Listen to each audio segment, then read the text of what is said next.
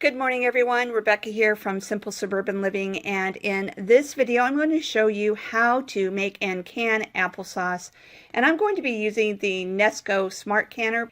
I am using the recipe from the Ball Complete Book of Home Preserving. Okay, and I'm going to zoom in on this so hopefully you can see things. This says it makes about 8 pints or 4 quarts. However, it calls for 12 pounds of apples, and I'm going to be using this bag of apples, which is only 3 pounds. So what happened is I ended up with 2 of these 3-pound bags of apples for free. And so my goal is not so much a bunch of food storage with this, because I'm not going to get a whole lot. It's more just to keep from wasting the apples. I'm going to be adjusting this recipe. It calls for 12 pounds. I'm using 3 pounds. I am going to leave the sugar out. You'll notice the sugar is optional, and we're trying to watch our sugar intake, so I'm leaving the sugar out. However, if you were going to use sugar and you only were doing 3 pounds like I am, you would put in 3/4 of a pound, or excuse me, 3/4 of a cup of sugar. Now, notice that it also calls for 4 tablespoons of lemon juice.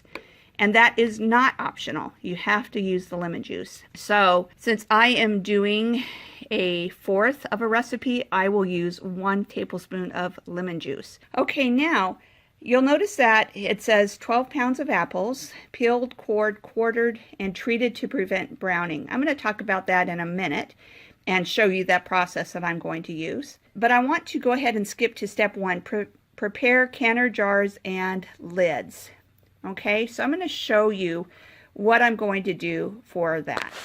Okay, now I am using the Harvest Guard lids, reusable lids, so I do need to simmer my lids and the gaskets. If you are using the regular ball or cur type of lids, you don't have to heat them.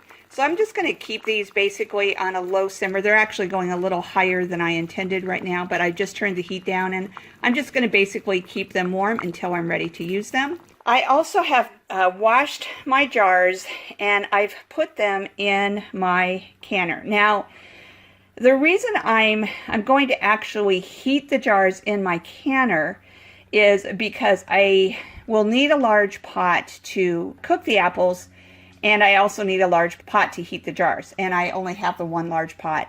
So I'm going to actually just heat the jars in my canner, but normally what you would do is you would just put them into a large pot, and you would add water to them, and some water in the pot as well. You would put them on a trivet, you know, or a canning, what do you call it?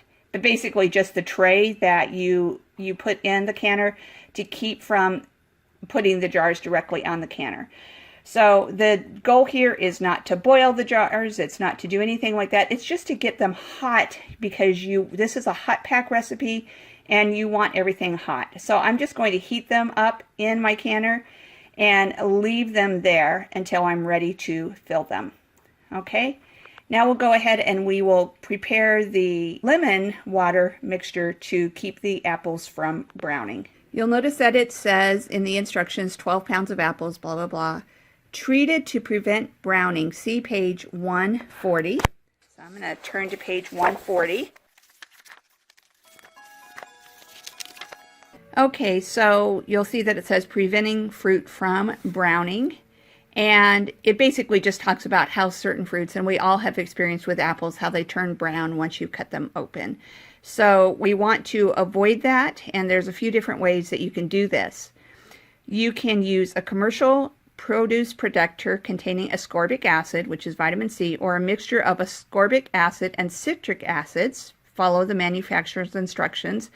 You can also submerge cut fruit in a mixture of 1/4 cup of lemon juice and 4 cups of water. So I don't have the ascorbic acid or anything like that, but I do have lemon juice. So I have my 4 cups of water here, and I'm going to pour in 1/4 cup of lemon juice. As I peel, core, and quarter them, I will put them into this solution to keep them from browning. Okay, I have washed the apples, and now I'm just going to peel and quarter them.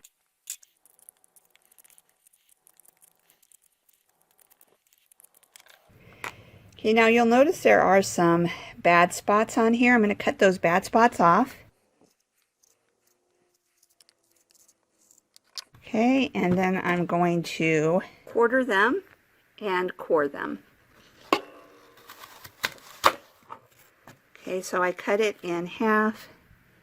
I'm going to cut it in half again. And then I'm just going to cut out the core. And I'm going to put it into the water that has the solution, the lemon solution in it. Okay, so I'm just going to keep doing that until all of them are done. Now, if you had an apple core, this would be easier, but I don't. So I'm just going to cut the cores out. And you can see I have now 1/4 of an apple. I'm just going to put it, along with the others, into the lemon juice solution. And I'll keep going until I have all of the apples peeled, cored, and quartered. And then I'll bring you right back. Okay, I've finished peeling and coring and cutting all of the apples into fourths, and I put them into the lemon juice water mixture to keep them from browning. You can see all the apples are on the left, and on the right is all the peelings and the cores. And I'm showing you that just to mention that I'm going to add all of those to my garden, so none of that will go to waste. Now it's time to move on to the next step in this process. Okay, you can see that it says, step 2, in a large stainless steel saucepan, combine apples with just enough water to prevent sticking. Bring to a boil over medium-high heat. Reduce heat and boil gently, stirring occasionally for 5 to 20 minutes until apples are tender. So the time will depend on the variety of the apple and their maturity.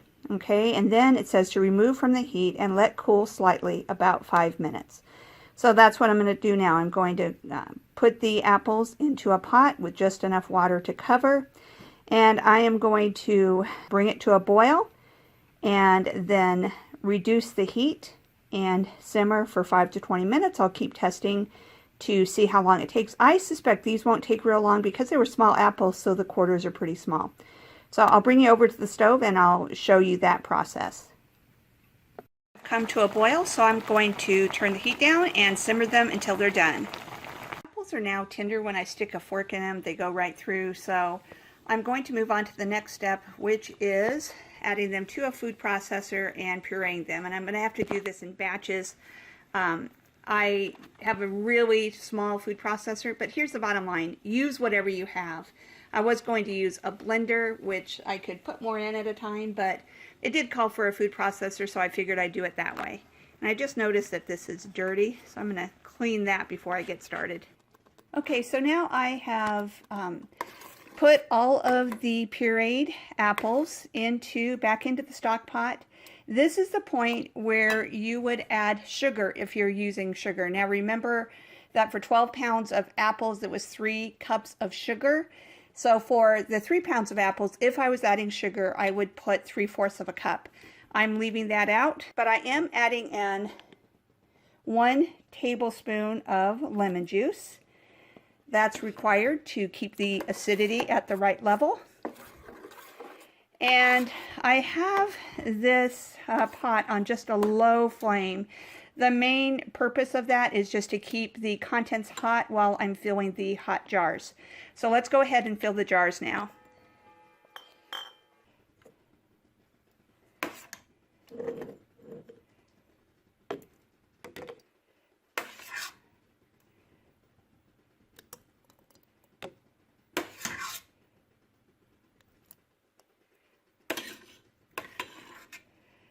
And I suspect I'll get, I'm thinking 2 pints, maybe 2 pints and a half a pint. I have enough jars ready where I could fill up 3 pints, or I could just do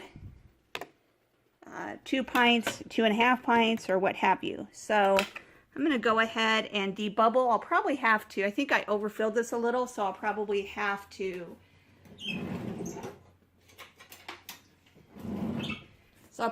spoon a little bit into another cup, but let's see, into another jar rather. Yep, and you can see I got some on the lid. I'm going to clean that in just a minute. And so for sure, I do need to put some into another jar. So let me spoon some into a jar, because we don't want these overfilled, that's for sure.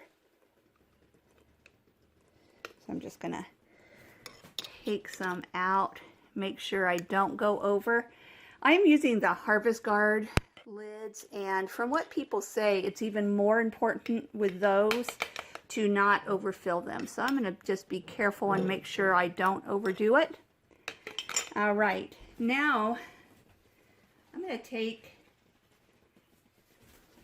a paper towel and wipe the rims, because I want to make sure that they are good and clean, so there's nothing that keeps the jars from sealing. And like I said, I'm using the Harvest Guard lids. I made a separate video on how to use these, but I've got the gasket on and I've got the lid. I'm going to center it,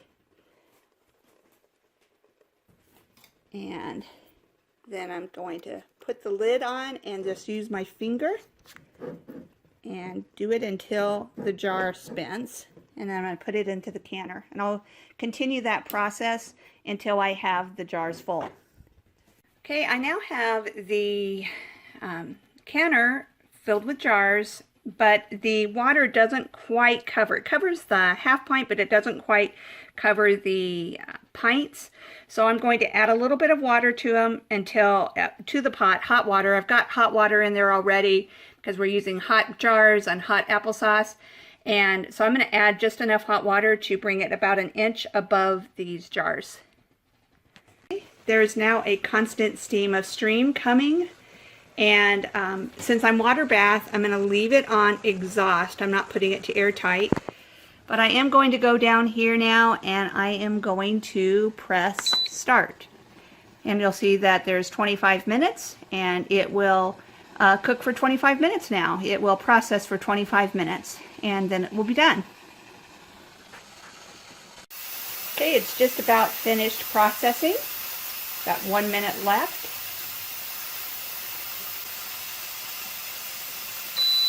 Okay, and now I'm going to unplug the canner.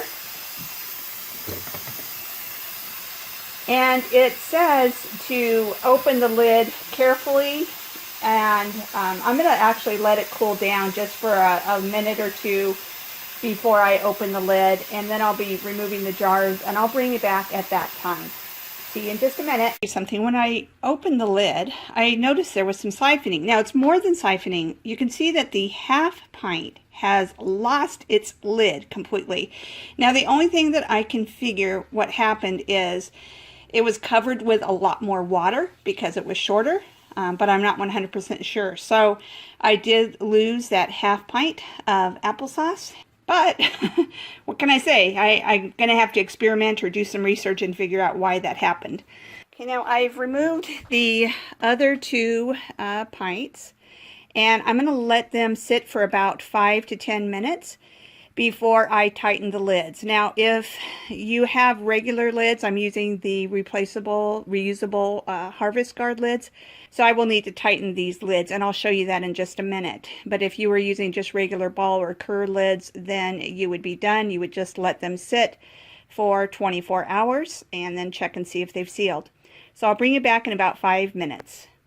Okay, so it's been about 5 minutes, and I'm now going to tighten the lids. And again, this step is only necessary if you're using Tattlers or Harvest Guard lids. So I've tightened the lids, and now I'm going to cover them with a towel and just let them sit. Probably till tomorrow morning, and then I'll bring you back and show you whether or not they sealed. Let's hope that these two at least sealed. It's kind of a shame that I lost that half pint, but at least it was just the half pint that I lost. And that's just the way it goes sometime. So I'll see you tomorrow morning when I check these jars to see if they've sealed. Good morning, everyone. It is now the next morning, and both of the jars that I have sealed. And so I'm really pretty excited about that. It looks like it was a success. Now you can see that way the applesauce goes way up to the top. And I did have some siphoning, but it didn't impact the seal. So I just washed off the jars and we'll be putting them in my pantry. I'm sure we'll be eating these pretty soon.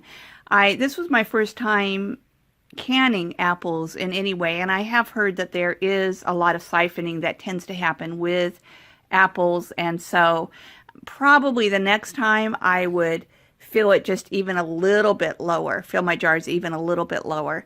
So I'm kind of wondering if that's what happened with the 1/2 pint that I had that completely blew its top. I really don't know for certain, but anyway, I'm just kind of wondering if maybe I filled it a little bit too high. But I'm looking forward to giving this a try again. I'm definitely happy that I did this, even though I ended up with just these 2/2 pints.